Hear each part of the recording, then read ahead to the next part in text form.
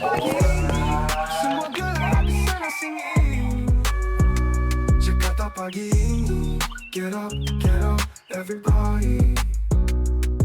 Selamat pagi Jack People. Nah, kembali lagi nih di Jakarta pagi ini bareng aku Naila dan saya Anen. Kami hari ini bakal menyajiin berbagai informasi penting yang perlu Anda ketahui buat memulai hari ini.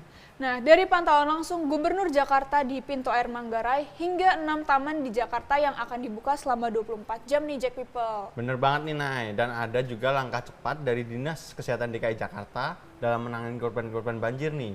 Langsung aja kita simak ke berita yang pertama. Meningkatnya tinggi permukaan air di pintu air Manggarai pada Selasa 4 Maret kemarin. Gubernur Pramono Anung langsung turun ke lokasi dan menggelar rapat dadakan buat memastikan langkah-langkah penanganan yang diperlukan. Nah, selain itu, berbagai kebijakan mitigasi diterapkan, mulai dari pengoperasian ratusan pompa air hingga modifikasi cuaca. Kampung Siaga Bencana juga diaktifkan untuk membantu warga yang terdampak. Seperti apa sih strategi pemerintah untuk mengatasi banjir ini? Berikut liputannya.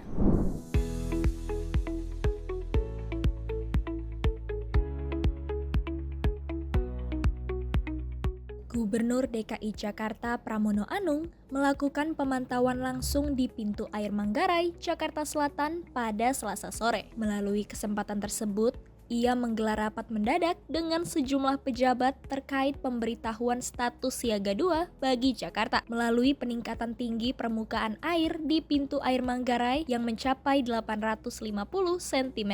Dalam rapat tersebut, Gubernur Pramono Anung memberi instruksi untuk membuka beberapa pintu air guna mengurangi beban aliran air, terutama ke wilayah timur yang terdampak signifikan, seperti Ciliwung.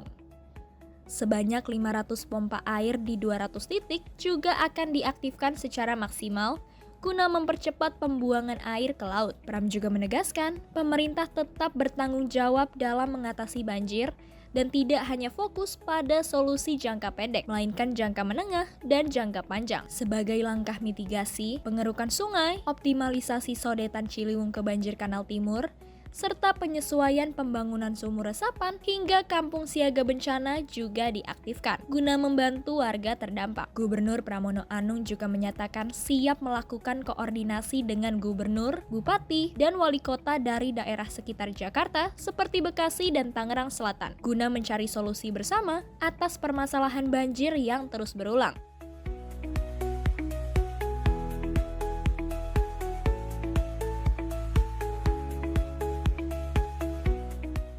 Rekan-rekan sekalian, hari ini secara khusus kami mengadakan rapat yang agak mendadak secara khusus karena memang seperti kita ketahui bersama dan tadi teman-teman media juga melihat sendiri secara langsung bahwa tinggi permukaan air di Manggarai ini sudah 850. Kalau tinggi permukaan air di Manggarai sudah 850, artinya Jakarta sekarang sudah siaga 2. Dan untuk itu kami mengadakan rapat khusus yang dihadiri oleh Wali Kota Selatan, Timur, dan Pusat, dan juga Kepala Dinas terkait ada sumber daya air, sosial, dan sebagainya termasuk BNPB. Rekan-rekan sekalian, apa yang akan kita lakukan untuk itu? Maka tadi saya sudah meminta kepada Bu Ika yang bertanggung jawab untuk mengatur pintu-pintu air yang ada untuk mulai dibuka supaya bebannya tidak lebih banyak ke timur, terutama ke Ciliwung, Bu ya. Karena di Ciliwung sekarang ini masyarakat menghadapi beban yang cukup tinggi. Bu Wali juga hadir. Tadi Bu Wali juga menyampaikan memang saya sudah meminta beberapa pintu air ini dibuka. Yang kedua, pompa-pompa yang ada di 200 titik yang berjumlah 500 pompa, saya minta semua diaktifkan. Karena supaya air yang ada segera bisa dibuang ke laut.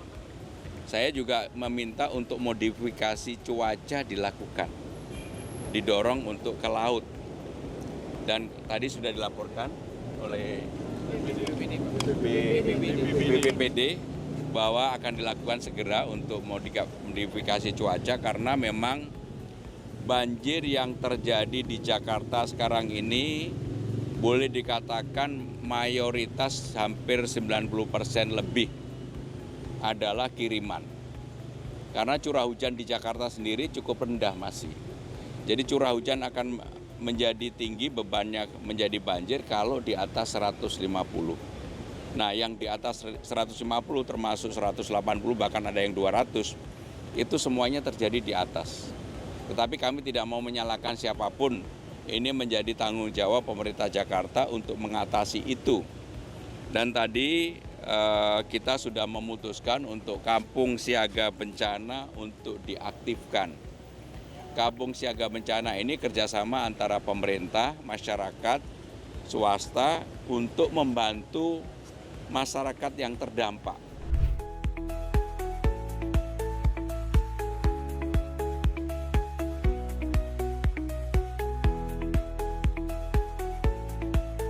Pemerintah Jakarta juga mengupayakan modifikasi cuaca yang bekerja sama dengan BPBD dan BNPB guna memastikan langkah mitigasi dan penanganan banjir berjalan efektif. Kepala Pusat Data dan Informasi BPBD DKI Jakarta, Muhammad Yohan, menegaskan banjir di ibu kota tidak hanya berasal dari limpahan air dari Bogor, melainkan akibat hujan dengan intensitas tinggi di wilayah Jakarta. Alhamdulillah tadi baru selesai rapim dengan Pak Gubernur dan Pak Wagub beserta Pak Sekda ya. Arahannya jelas, ini kita semaksimal mungkin membantu warga ya. Kalau arahannya kemarin tenda itu biarkan saja sampai tanggal 5, ini nampaknya bisa lebih lama lagi ya untuk dibiarkan gitu. Dan kemudian juga arahan berikutnya adalah semaksimal mungkin ini personil-personil yang sudah berkolaborasi di lapangan, bukan hanya BPBD tapi ada dari Disgul Karmat, kemudian Satpol PP, kemudian tentunya unsur-unsur di kelurahan ya, ini tetap dioptimalkan, dimaksimalkan untuk membantu warga sebaik-baiknya. Kami juga mengucapkan terima kasih kepada para relawan dan unsur-unsur yang sudah membantu ya dalam kegiatan penanganan banjir ini yang terjadi saat ini ya. Ini cukup membantu sekali karena bantuannya bukan hanya mengirimkan bantuan tapi turut mendistribusikan ke warga-warga yang membutuhkan.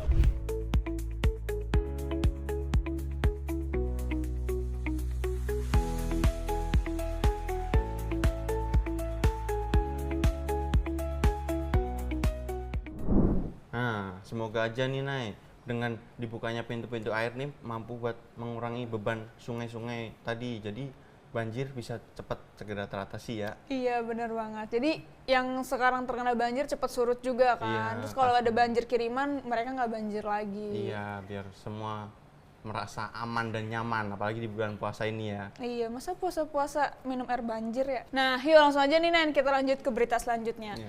Dampak banjir ini tuh di beberapa wilayah Jakarta dapat perhatian serius nih dari Pemprov dan khususnya di Dinas Kesehatan DKI Jakarta. Tim medis kini disiagakan nih di berbagai titik pengungsian buat berikan pelayanan kesehatan buat masyarakat yang terdampak nih. Nah, kira-kira apa aja sih yang akan diberikan oleh petugas kesehatan dari Dinas Kesehatan DKI dan kira-kira gimana ya kondisi di lapangan? Berikut informasinya. Dinas Kesehatan DKI Jakarta mengerahkan tim dukungan kesehatan untuk membantu korban banjir di berbagai lokasi pengungsian. Tim medis bertugas 24 jam secara bergantian dan didukung pos mobile guna memberikan layanan kesehatan. Layanan mencakup pemeriksaan kesehatan, pengobatan, ambulans rujukan, edukasi PHBS, serta layanan khusus bagi ibu, anak, dan balita terdampak banjir, ujar Kepala Dinkes DKI Jakarta, Ani Ruspitawati. Tim yang terdiri dari dokter dan tenaga medis ini ditempatkan di sejumlah titik termasuk RPTRA Cililitan dan Gor Otista. Dinkes DKI menegaskan komitmennya untuk memastikan akses layanan kesehatan bagi warga terdampak serta mengimbau kewaspadaan terhadap potensi hujan susulan. Dalam kondisi darurat kesehatan, masyarakat dapat menghubungi 119 atau 112. Wah, semoga dengan adanya Dinas Kesehatan ini mereka jadi bisa membantu warga yang terdampak banjir ya, Nen. Bener, nah kita harus mengapresiasi kinerja Dinas Kesehatan dan Pemprov DKI ini. Semoga banjir cepat teratasi dan warga yang terdampak bisa diberikan kesehatan dan kekuatan nih. Bener banget. Kita lanjut ke berita yang ketiga aja nih.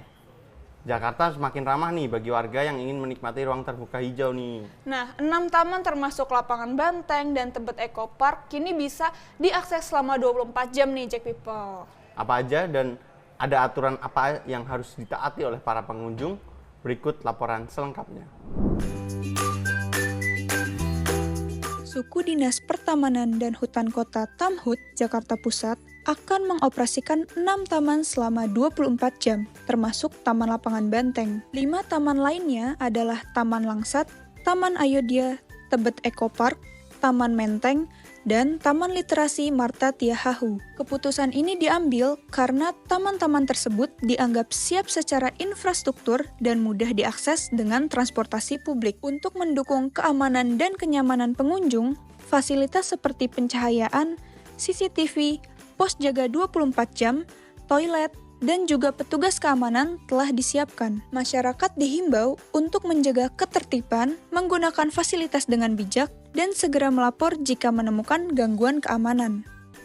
Wah, makin menarik aja nih, Nen. Taman-taman di Jakarta nih dibuka 24 jam ya kan? Tapi jangan dipakai buat yang aneh-aneh. Bener nggak nih, Bang Abi? Bener banget dong. Iya nih, Bang Abi nih dah enak banget nih. Kalau taman bisa dibuka 24 jam, Bang Abi bakal gampang nih ngajak anak main ke sana ya. Ya, gua mah nggak pernah ngajak anak gua main, Nen. Yah, kenapa nggak lu ajak? Lu nggak sayang sama anak lu emang? Ya, bukannya nggak sayang. Orang gua belum punya anak. Ya, kirain punya ya? Iya. Kotu banget soalnya. Iya, komuk tua. Iya. Nah, Jack People. Baik nih, sebelum kita akhiri segmen berita pagi ini, kita lihat dulu nih kira-kira perkiraan cuaca di Jakarta pagi hari ini gimana sih? Bener nih, supaya kita bisa siap-siap nih. Kalau hujan bisa bawa jas hujan, atau panas terik ternyata bisa pakai sunscreen nih. Berikut grafik cuaca selengkapnya. Jakarta pagi ini, semua gerak di sana sini. Jakarta pagi ini, get up, everybody.